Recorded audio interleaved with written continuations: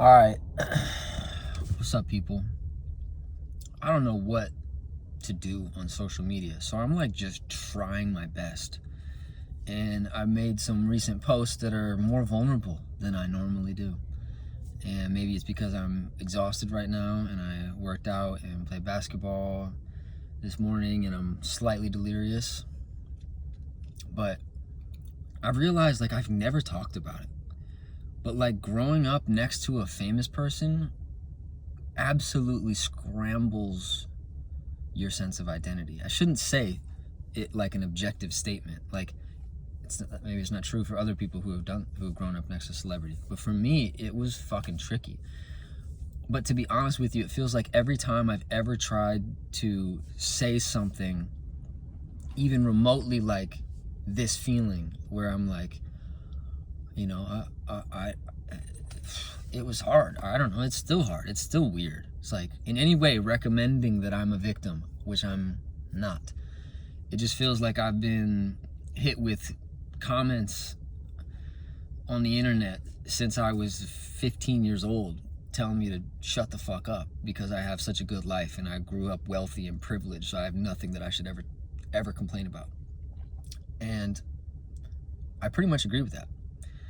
And it makes it like feel like there's such frozen paralysis because it's just like a part of my identity that is like so weird and sticky because I want to matter. I want to post anything and like people like it. And I bet you do too. I bet you all of us now have this feeling on the internet and on Instagram or Facebook or wherever you post, TikTok. It's the internet. And we want love. We want to be accepted. We want to be validated. And I just want to say it.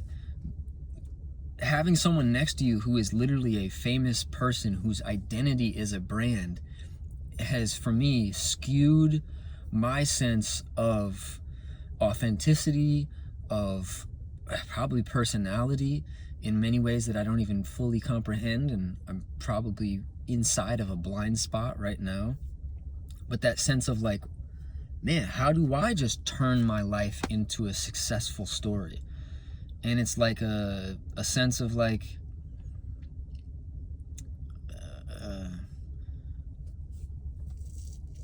delusional. Like, but then you hear stories of people who are successful, who are dreamers and who are artists and who are those Malcolm Gladwell outliers. And they say the same stuff that my dad says.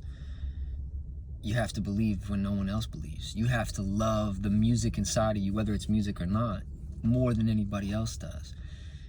And I tried to ask him about it and be like, yeah, well, how do I apply that? And he says, you gotta, your forehead veins. If it's not giving forehead veins, fucking get off the stage. And I'm like, man, I don't feel like I have forehead veins. I want to just be calm. Can I be calm and successful?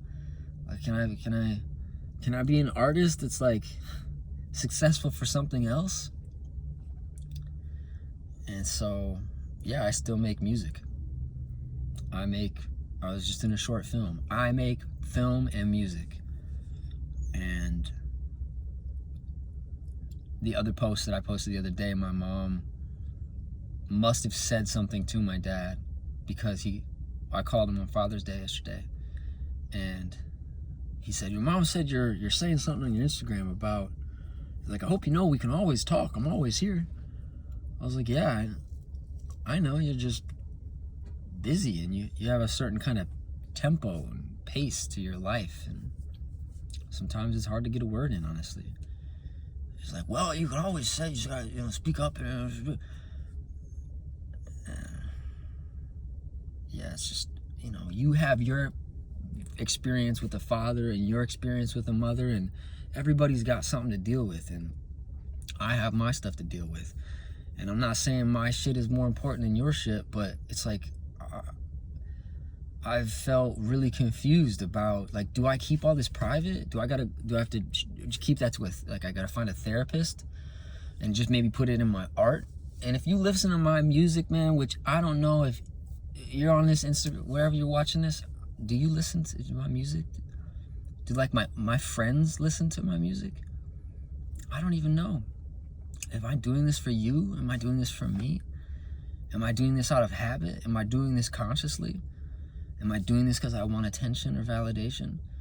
Or am I doing this because I'm alchemizing and exercising demons and shadows and ancestral incarnated karmic structures that if I don't lean into these components of my blind spot and my identity, it'll just stick there, and then my son will have to deal with it. And I'm even sensitive to the idea of being emotional on social media ever. But there's this pit in my stomach that I want to acknowledge, and I guess I want to be seen. I gotta share it on public social media. I don't know why I make a voice like that, because it feels like a caricature. It feels like if I'm going to share something publicly, then it is a caricature. Maybe I'm judging myself before it even gets out of my mouth. But there's a pit in my stomach as I move into fatherhood. And I'm so blessed and so privileged to come from this heritage, and also I am surrounded with iconography of what I do not want my son to inherit, what I do not want to pass on. I see all kinds of sickness in the world. And my friends who are black and hyper liberal on the left, all types of fucked up bullshit. I see all kinds of white people and black and brown people on the right, all kinds of fucked up bullshit. And I have black and brown and Hispanic and Latin or lineage and people that I would say organize their identity in a more liberal end of the spectrum.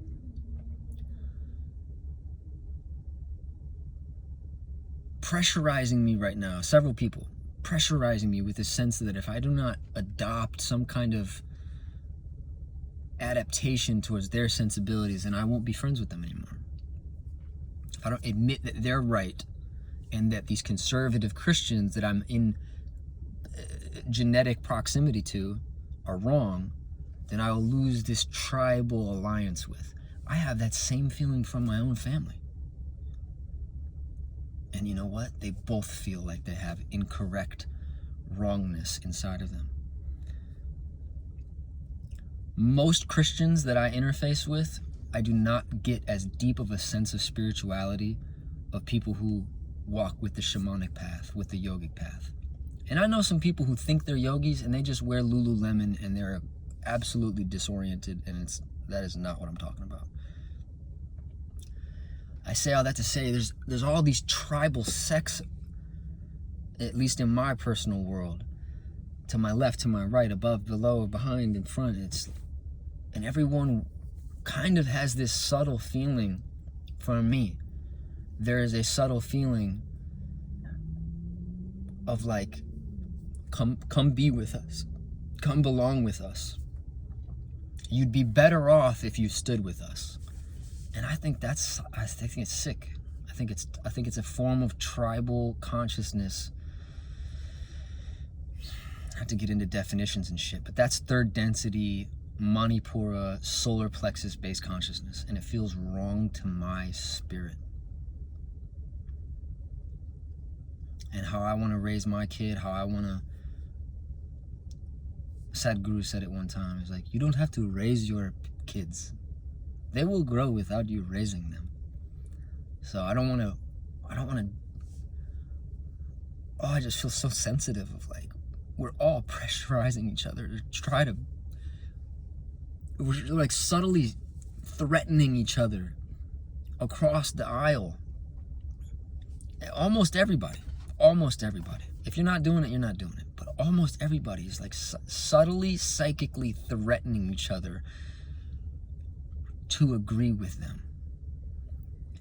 And you know what? It's one of my deepest pains that I feel that my dad has done that as far as I can remember. That if you would disagree with him,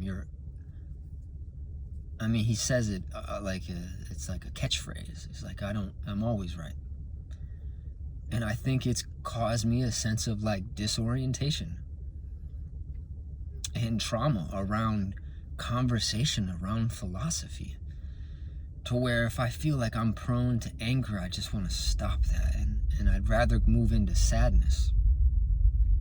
I'd rather move in towards a lunar receptivity of a friend or a brother or a sister or someone that I'm interfacing with. I'd rather be more receptive than less receptive to where they're coming from. As soon as argument happens and confrontation happens, I don't want the smoke. I don't want the smoke. I'd rather understand where you're coming from. And I hope if I can pass on good attributes to my child, to my children, it's to be loving and witnessing and observing, as observing as possible, while consciously limiting hyperreactivity and tribal, ego-based identity rigidity. That's something that I hope to pass on. And to slow down this hyperreactivity that it seems like we're so consumed with. It seems like it's turning into its own movie on social media for people to worship shit they disagree with. People love sharing shit that confirms they're right and sharing shit that confirms others are wrong. And I just see those as like islands. And it's like my dharma. I remember my mom and dad screaming at each other when I was a kid. And I felt my body say, how do I help? How do I help? How do I help? How do I help? How do I help? How do I help? Where do I go? How do I help? How do I be helpful? Where do I go? How do I be helpful? Where do I go? How do I help? Stop, stop, stop, wait, stop, wait. Slow down your reaction, slow down your reaction. Since I was a kid, man. Since I was a kid, I remember that. And now I feel like I'm an adult and I have this social mask that I have to wear, that automatically I wear, like Jim Carrey in The Mask. It's now it's attached to me. It's my Instagram, it's my brand, my identity. And I feel like, oh my God, my son is coming into this same world. And everyone's arguing. Everyone's arguing.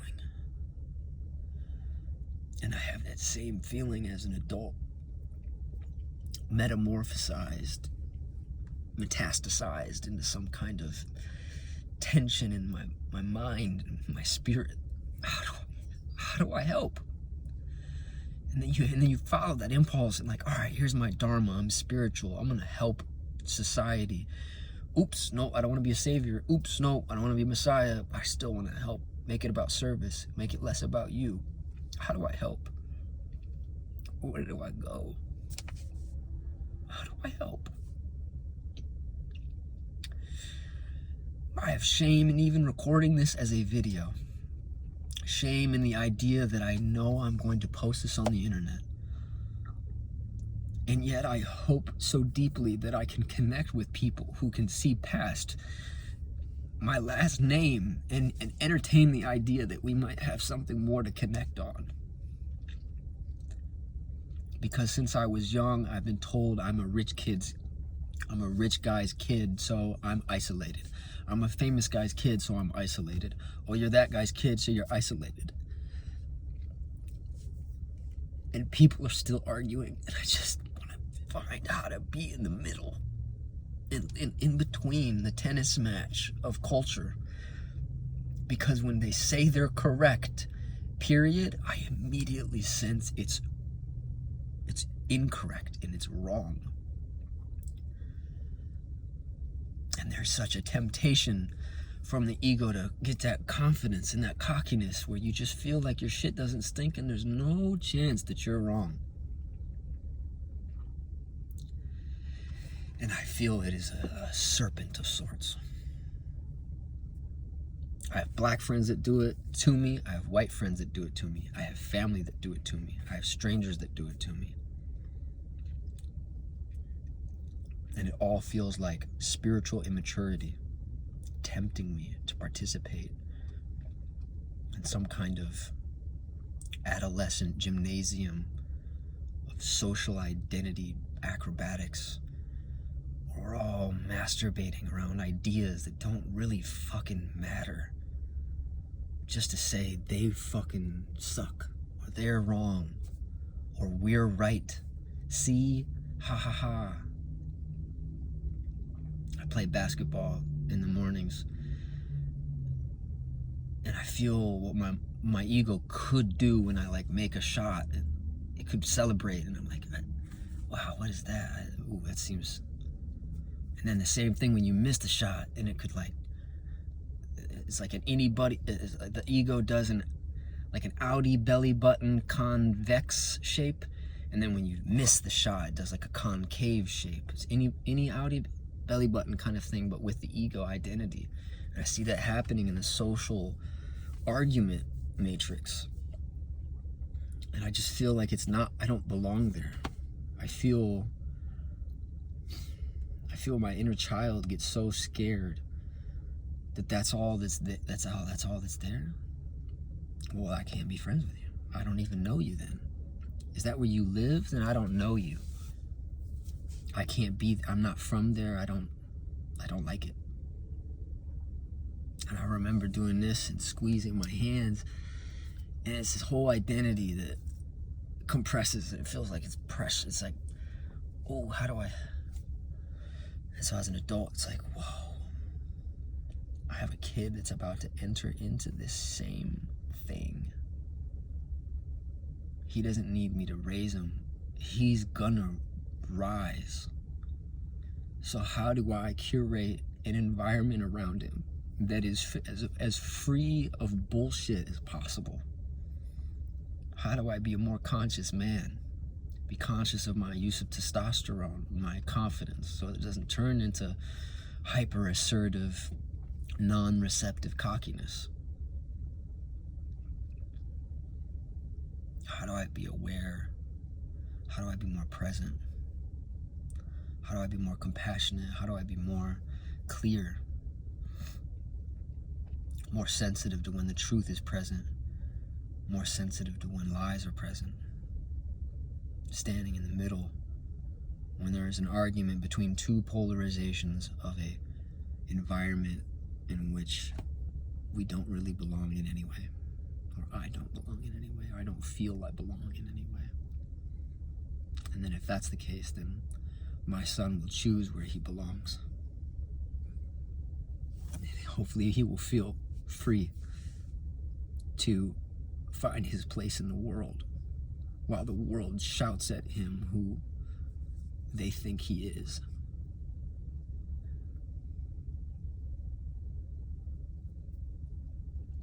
Threatening him that if he acts a certain way, he can't belong to a certain group.